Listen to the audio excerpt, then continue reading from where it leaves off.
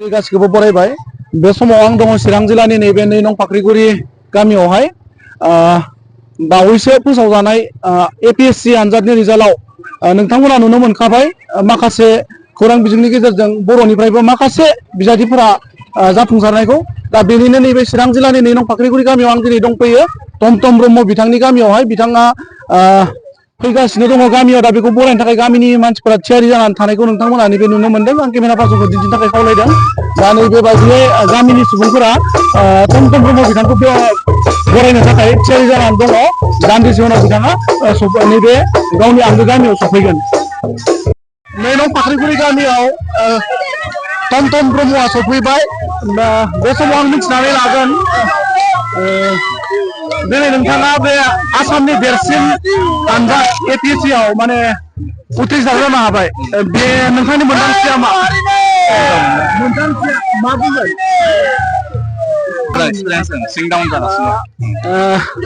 फैबाय थानाय जोंनि जेनेरेसननि थाखाय मा मेसेज होनो सानगोन बेनो हार्ड वार्क ओमफ्राय पेशेन्स लाखिबाय थानाय खस्थ' खालामबाय थानाय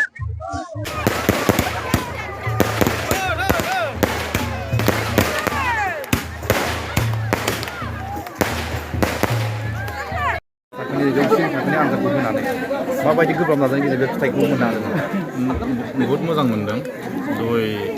बे जायगायाव सफैनायनि सिगांसिम बे बुस्थुखौ मोजाङै फिल खालामजोबाखैमोन आं खिन्थु जिबायदि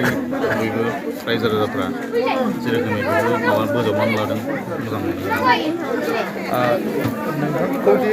बर'नि दोरोङारि दामजु खाम जथा सिफुं लानानै हायलालाय हुलाय मोसानाय बरायदों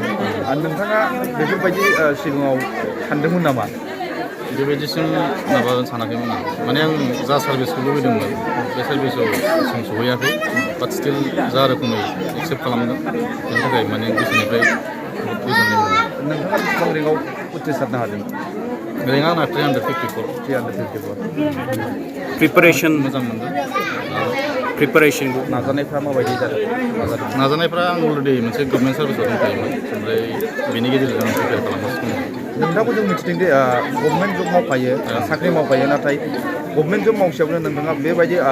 माने आनजाद आरो गुबुन आनजादखौ लिरदों माबायदि हार्ड वार्क खालामनाय आङो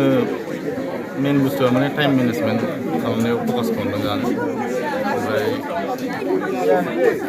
माखासे गोदान गावनि थाखाय स्ट्रेटेजि बानायनाय जादों जेनेबा प्रिपेयार खालामनो थाखाय टाइम मेनेजमेन्टजों लोगोसे अफिसबो थांनांगौ नालाय फैबाय थानाय जोंनि जेनेरेसननि थाखाय दा बे बिथिङावहाय प्रिपेरेसन जानो माने बे आनजाद होनो थाखाय माबायदि प्रिपेरेसन जानांगौ होननानै नोंथाङा मेसेज होनो सानदों फार्स्टआवनो जेनेबा बेसिक सिलेबास गासिबो थाजोबो जेनेबा नोंना हिस्ट्रि जिअ'ग्राफि पलिटिक्स बेसिक लेभेलखौ माने स्कुल लेभेलनिफ्रायनो मोजाङै माबा खालामनो हायो आरो ओमफ्राय जुदि फाइनान्सियेलि माबा हायोबा कचिं आरिबो लानो हायो नङाबा दाथ' मेरला अनलाइन सर्सेसबो दं बेफोरखौ खालामनो हायो माने दा बुस्थुआ स्ट्राक्चाराबो सोलायबाय आरो एग्जामनि स्ट्राक्चाराबो माबा खालामनो हायो आरो सेल्फ प्रिपेयारबो खालामनो हायो नङाबा फाइनान्सियेलि माबा खालामनो हायो कचिंबो लानो हायो हेल्प मोनो नोंथाङा उइदाउट कचिं आं माने बेसिकेलि इउपिएससिनि प्रिपेयार खालामदोंमोन ओमफ्राय बे समाव आंनि अपसनेल साबजेक्टनि थाखाय कचिं लादोंमोन आं ओमफ्राय मोनसे जेनेरेल स्टाडिस पेपार थायो बेखौ आं हारसिङै फरायनाय जादों बे नलेजखौ नोंथाङा जिउआव सोरनिफ्राय मोननाय एबा नोंथाङा सानखांनो नांगौ बेखौ माने आंहा आवगोलनिफ्रायनो एसे माने पाब्लिक सार्भिसाव माने एसे माबा इन्टारेस्ट दं आरो ओमफ्राय लासैनो रियेलाइज खालामबाय माने गभर्नमेन्ट स्ट्राक्चाराव थानानै सिस्टेमाव थानानै माने मा रोखोमै ससाइटिखौ इम्पेक्ट खालामनो हायो फारसे आंना इन्टारेस्ट जाबाय नोंथांखौ जोनोम होनायनिफ्राय लानानै जिउ आथिङाव गसंना थाजासिमाव आइ आफाया मदद होदों मा बिमा बिफानो मा साबायखरखौ माने सोदोबजों आं बेखौ एक्सप्लेन खालामनो होननाय नंला दिनै नोंथांनि फिसालाया आसामनि देरसिन आनजाद बेहाय माने उथ्रिसार जानो हाबाय दा बे बुब्लियावहाय माबायदि मोनखो नोंनि गोसोआ बे जाफुंसारनायाव नाजायै नाजायै दा जाफुंसारनायनि थाखाय बिराद गोजोननाय मोनबाय न'खरनि गासिबो माबायदि खस्थ' खालामदोंमोन नोंथांनि फिसालाया खस्थ' खालामनायनि गेजेराव रानथाब खुथाब नाजानानै बिदिनो 3 घन्टा 4 घन्टा फरायनोसैलाय आरो एसे रेस्ट लानोसैलाय बेफोरबायदि खस्थ' खालामबोनानै दा उथ्रिसारनो हाबाय आरो आंना फिसालाया गोसोखौ मोजां मोनदों सानाखै जागोन दा नाजानायनि गेजेराव जाबाय गोजोननाय मोनदों आरो लोगोसे नोंथांमोनखौ बड'लेण्ड रादाबनि नोंथांमोनखौबो धन्यबाद होनाय जाबाय लोगोसे बिटिआरनि चिफ ब्रह्मखौबो गोजोननाय हरबाय जोंबो गोजोननाय थाबाय आनजादनि कम्पिटिटिभ आनजादाव उथ्रिसारनो हानाय थमथम ब्रह्म बिथाङा 356 रेंक मोननानै उथ्रिसारनो हाबाय आंहा बेहाय खोब गोजोननाय दं आरो गोजोननानैनो दिनै जोंनि 2 नं फाख्रिगुरि गामिनि रायजो राजा 2 नं फाख्रिगुरि सान्थि आफाद आरो बे 2 नं फाख्रिगुरि महिला एबा आइजो आफाद आरो बेजों लोगोसेयैनो जोंनि जेब्लायबो हेफाजाब होग्रा दानस्रां बिजाब क्लाबनि मावथि फारिया जों ज' लोगो लानानै दिनैहाय जोङो बिथांनि थमथम ब्रह्मनिनो आंगो न'खर बे न'खराव जों फैनानै बरायफैदों बेहाय जोङो खोब गामि हिसाबै जोङो गोजोननाय मोनदों खारन देग्लायनि जिनाखि एपिएससिजों खुंजानाय जिनाखि कम्पिटिटिभ आनजाद बे आनजादाव उथ्रिसारनो हाबाय बिथाङा गोब्राब स्ट्रागलनि गेजेरजों नाजानायनि गेजेरजों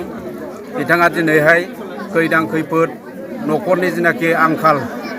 बेफोरखौ नेवसिनानैब्लाबो बिथाङा दिनै उथ्रिसार जानो हादों दिनैहाय थमथम ब्रह्मआ जोंनि बर' जाथिनि बर' हारिनि हिउमेन रिसर्स एबा सुबुं सम्पद जानानै फैबाय मैयानिफ्राय बियो जोंनि गामिनिल' नङा न'खरनिल' नङा गासै बर' माहारिनिनो बेयो सुबुं सम्पद जोङो बेखौ बुंनांगोन बे हिसाबैनो जोङो दिनैहाय बे समावहाय जोङो बरायनाय जोङो हाबाफारि लादों जोंजों लोगोसे हयथ' बेहाय बेखिनियाव नोंथांमोननि गेजेराव नुजाफैबावदों दिनै बासुगाव दख'रा दुलाराय बर' फरायसा आफादनि बिबानगिरि बिथांमोनाबो जोंजों बरायनायाव मदद होफाफैबाय आरो बेजों लोगोसेयैनो बासुगाव गुदि बर' थुनलाइ आफादनि बिबानगिरि आफादगिरि नेहाथारि बिथांमोनाबो दंफैयो आङो बेखिनियाव दुलाराय बर' रायजो राजानिसिम आं बेखौनो गोजोननाय फोरमायो जोंनि बे थमथम ब्रह्म जिनाखि जोंनि दुलाराय बर' माहारिनिनो सुबुं सम्पद जानानै फैबाय इयुनाव जाहाथे बेबादिनो इयुन समफ्राव देग्लायनि बादि जेरैबादि एपिएससि आनजादावहाय जोंनि बर' माहारिनिफ्राय बर' जाथिनिफ्राय गोग्गानाय जोङो मोननो हायो गोग्गानाय लाबोनो हायो 30 सा एपिएससि एग्जामाव एपिएससि आनजादावहाय उथ्रिसार जानो हादों